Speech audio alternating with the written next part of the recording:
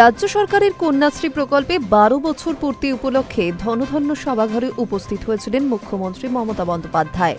এই প্রকল্পের সাফল্যের খতিয়ান তুলে ধরার পাশাপাশি গোটা বিশ্বে বাংলা এবং বাংলা ভাষার মাহাত্ম্য কি তাও ব্যাখ্যা করেন তিনি।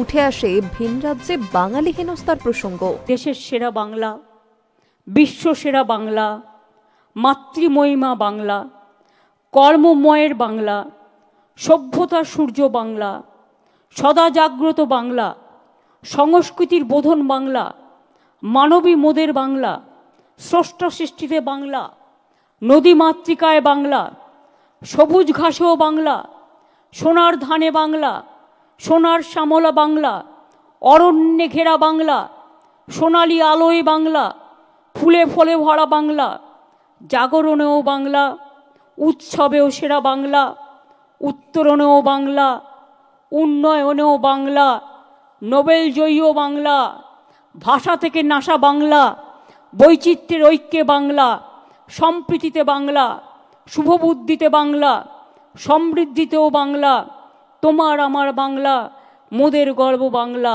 কন্যাশ্রীর বাংলা, বাংলা জয়ী বাংলা। স্বাধীনতা আন্দোলন থেকে শুরু করে শিক্ষাক্ষেত্র একাধিক জায়গায় বাংলা এবং বাঙালির কি অবদান রয়েছে তা ব্যাখ্যা করেন মুখ্যমন্ত্রী। তার কথায় উঠে আসে রবীন্দ্রনাথ ঠাকুর, নজরুল ইসলাম, স্বামী বিবেকানন্দ থেকে শুরু করে নেতাজি সুভাষচন্দ্র বোস, বঙ্কিমচন্দ্র চট্টোপাধ্যায়ের নাম। মুখ্যমন্ত্রী জানাচ্ছেন, সব ভাষা শেখা উচিত, সব ভাষাকে সম্মান করা উচিত, কিন্তু নিজের মাতৃভাষাকে কখনো উপেক্ষা অবজ্ঞা করবেন না। এরপরই কার্যত বাঙালি হেনস্থা ইস্যুতে মুখ খোলেন মমতা বন্দ্যোপাধ্যায়। বলেন, দেশভাগের প্রভাব আমাদের ওপরও পড়েছে, এটা ঠিক। তবে যারা এক কাপড়ে সবকিছু ফেলে চলে এসেছিল উদ্বাস্তু হয়ে, তারা তো দেশের নাগরিক হিসেবে গণ্য হয়েছে। যারা দেশের নাগরিক নয়, ফরেনার্স, তাদের বিরুদ্ধে অবশ্যই অ্যাকশন নেওয়া উচিত। যদি ভারত সরকার এমনটা মনে করে, এটা আমাদের হাতে নেই, কিন্তু অযথা যারা বাংলায় কথা বলছে তাদের হেনস্থা করা হচ্ছে। এক্ষেত্রে মমতার প্রশ্ন, আমি যদি অন্য ভাষাকে সম্মান করি, তোমরা আমার ভাষাকে সম্মান করবে না কেন?